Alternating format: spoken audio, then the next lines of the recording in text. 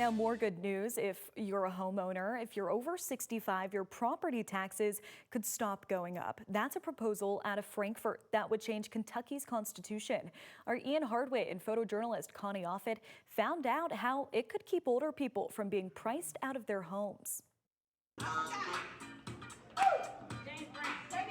Catherine Overton keeps dancing despite her 2 knee replacements.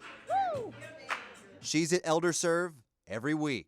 This is something that helps physically, mentally, and spiritually. The only steps she struggles keeping up with are her property taxes. I've appealed it twice. To the PVA. So the second time I had to go downtown, so I have to arrange for transportation because I really don't drive a lot. Under a proposed state bill, that could be a worry she leaves behind. I don't want to move in my son's house. Senator Mike Nemes of Shepherdsville wants to freeze property value assessments for anyone who turns 65.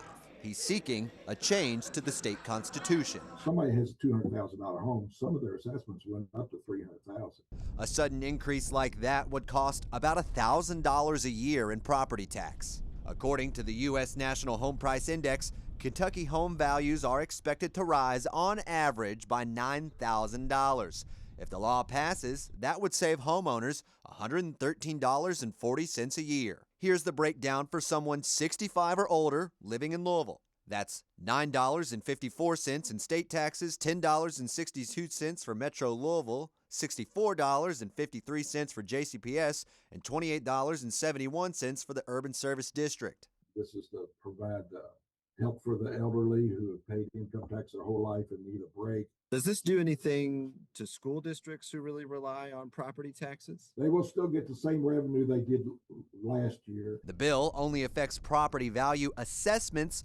Local governments and school districts could still raise their tax rate. LG&E's asking for another increase. And when you're a senior, you're on fixed income, you have to rework your budget constantly.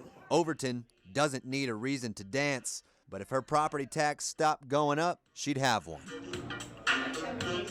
Ian Hardwick, WHAS 11, on your side. Since this is a constitutional amendment, it needs a 3/5 vote in the state House and the state Senate. If it clears the legislative session, you would make the final decision on your November ballot this year.